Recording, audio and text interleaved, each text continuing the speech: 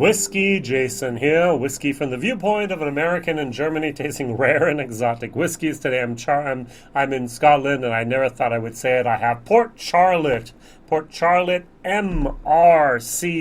01 2010 versus Port Charlotte OLC 2010 01. Now, not everyone is very, very informed about what's going on here, so I'm going to try to describe it as easily as I can. MRC came out in the year 2018, 7 years old. Half of this was actually matured in ex-bourbon casks, the other half in ex-wine casks. Exactly which ones we don't know. And then it received a finish in ex-wine casks from the Bordeaux, as a red Bordeaux wine, Malt. Rothschild. MR, and C is cask, so MRC. So 8,000 bottles of this worldwide, at least in the variation that I have, is 700 milliliters and also 59.2%. So let's see here. Over here we have the Contender 2010. Distilled 2020, bottled, 9 years old, and there's 30,000 of these, 55.1. You do notice a certain amount of success here. OL stands for Oloroso hogsheads. So what do we have here? We have 30% were in first fill and 40% in second fill American white oak casks for bourbon casks. So 70% either first or second fill. 25% French sweet wine, and then 5% were second fill Syrah wine casks, and they were actually then married for 18 months in a first fill Oloroso hogshead from the John Petersen Fernando de Castilla Bodega in Spain, Jerez. Whiskey base number 112323. Whiskey base number 158053. 80 euros. Not right. 90 euros is the normal price for this, and almost 100 euros is the normal price for this. Prices vary, mileage varies, all right? So you can get this for a couple of euros more here and there at the moment. All right, so the whole time I should have been actually waiting for these to be maturing in the glass, not maturing, at least settling in the glass. Now, a tiny little bit of information at the beginning. I am not the peat head. This is the very, very first time that I've done Port Charlotte. I do like Bruichladdich. I do like the story. I do like Mark René, who now actually founded Waterford, and who was one of the driving factors here for the resurrection of Bruichladdich. But I am not the person who loves peat. I'm not the person who loves here. The more ppm of Vanille, the better. This is 40%. This is 40 ppm at the moment on both of these. So take that with a grain of salt. I'm going to compare the two of these.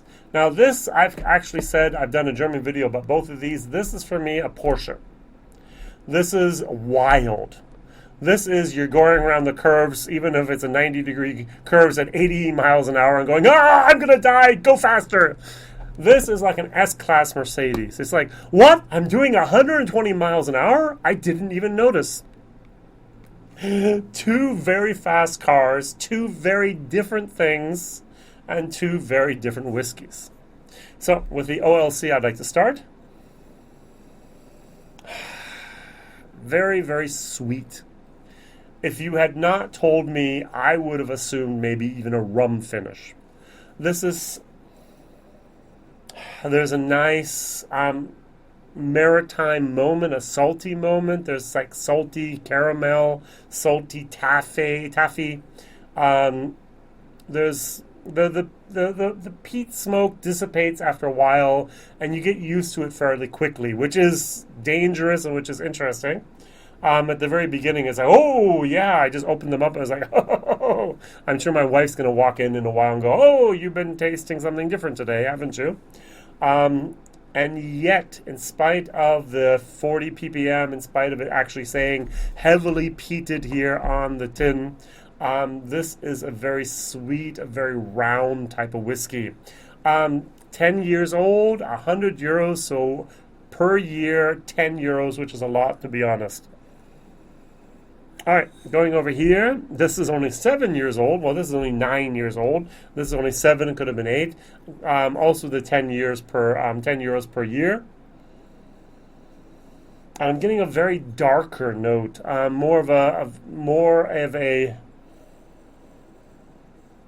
red wine, charcoal, smoked bacon, Serrano ham from Spain, those dried cured hams, a Virginia cured ham. I'm getting a nice fruitiness, but on top of that, the whole time here, I have more of the peaty smoke. As I said, I am not the expert about peat. I am not the expert about Port Charlotte. I'm not the expert about Bruichladdich. I'm at the infancy of my journey into the Islay world, so be nice and be generous with me. But speaking with the words from Bart from Scotch Test Dummies, he loves a young Islay peated whiskey. And the older they get and the more matured they get and even the more sweetness they get, maybe they actually lose something. Now, on the whiskey-based rating, this has 88.5 and this has 89.3 points at the moment, but this is brand new on the market here. How many people actually have that in their collection already? 518 people have that in their collection. And over here, of the 30,000 bottles of the limited release, and over here we have almost 1,000 people have this in their collection already, 967. And over 363 people have rated this, and 115 have rated this so far. I'm going to start with the OLC, and then work my way back.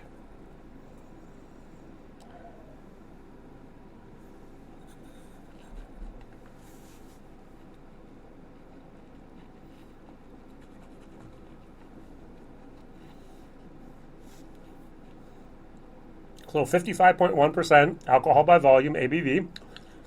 It's evident. The peat pushes a little bit, but the entire time I have here a disharmonic whiskey. I'm sorry, those are very strong words. I have the feeling, and I'm probably wrong, but I have the feeling that the oloroso finish and the basic substance of the distillation, the spirit, still are not harmonized as they could have and should have been. The oloroso is very, very sweet, and it's still, even in the aftertaste, fighting with the peatiness and the spiritedness of this juice. And it's, for me, actually somewhat shallow. I know I'm going to get a lot of hate for that statement. I'm so sorry. Now, going over to MRC. 59.2%, 55.1, 59.2, 7 years old, 9 years old, almost 8, almost 10, 80 euros, 100 euros. Not right. 90 euros, 100 euros.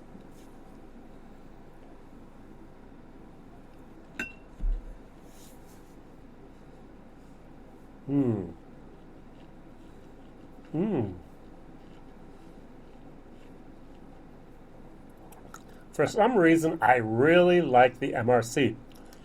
Those red wine casks harmonized with this spirit.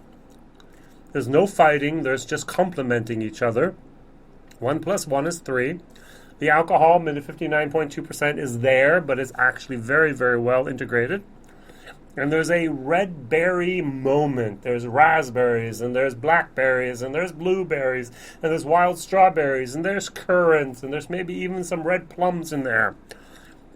And that smoky ham moment is there and supports it all and carries it up to the next level. And this is actually an awesome whiskey.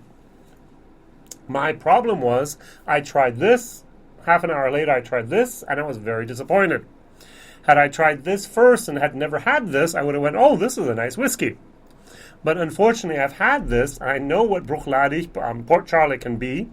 I've had Port Charlotte a few times in my life, and I've always loved the dark chocolate notes that are there. And the chocolate notes are now appearing after 90 seconds of talking. And here they never really appeared in that form and that generous way that they do here. This is a very complex, this is a very, very intricate, this is a very, very good whiskey. In my German whiskey, I gave it a B plus with a tendency I gave it a C plus with a tendency to a B plus. I said if I'd been about 3 to 4 years longer in my journey as a whiskey geek, and I finally loved to embrace Islay, I probably would give this in the future a B plus. The moment in my journey as a non-lover of peat, I'm at a C plus, and I'm going to give this a B minus at the moment. This is actually one of this is the reason I bought both of these bottles. Actually, this is very, very, very good whiskey. This is somewhat disappointing. The OLC just doesn't check my boxes. Just doesn't do it for me. Let's take one more sip here. I'm going to put a few drops of water and see what happens then. And it has nothing to do with the smoke. It has nothing to do with the peat. It has nothing to do with the 40 ppm. But it has everything to do with the casks that were used to actually mature this whiskey. 50% wine casks, 50% bourbon casks. Over here we had 70% were here whiskey casks from America, and 30% were basically, says Vin du Naturel VDN cask and second fill Shiraz red casks. So we have 30% versus 50%. We have here a wine cask maturation finish. We have here a Oloroso first fill finish. And I'm just not getting the Oloroso. I'm getting a sweet rum moment more. Not getting it. And the interesting thing is, I think I showed this a moment ago.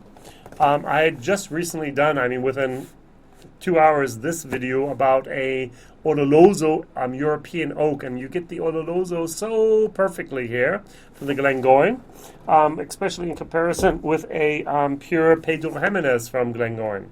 And so I was just focusing on those two, Pedro Jimenez and Oloroso, and I was like, oh good, then I can do this whiskey video, and then I'm going to be able to focus in on that. And I just don't get it.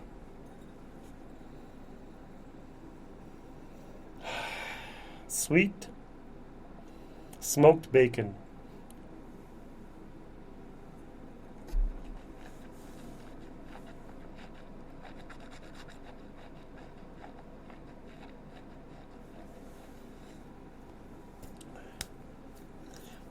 A little bit of fighting going on there. Not really my thing. C minus. That was too harsh. C. B minus. C, value for money. D plus, value for money. C minus. Am I going to say don't buy a Port Charlotte OLC 01 2010? No. Am I going to say that they're totally different? Yes. Do not expect this and that. This is a different beast. And I do not have the feeling that this beast has been properly trained. This may have been lucky, but this may have been the 30,000 casks that they put together. This may not have been. Okay, WhiskyJason here, whiskey from the viewpoint of an American. My question of the day is, what is your favorite Port Charlotte expression or your favorite Bruichladdich expression out there? Go to it. There's so many.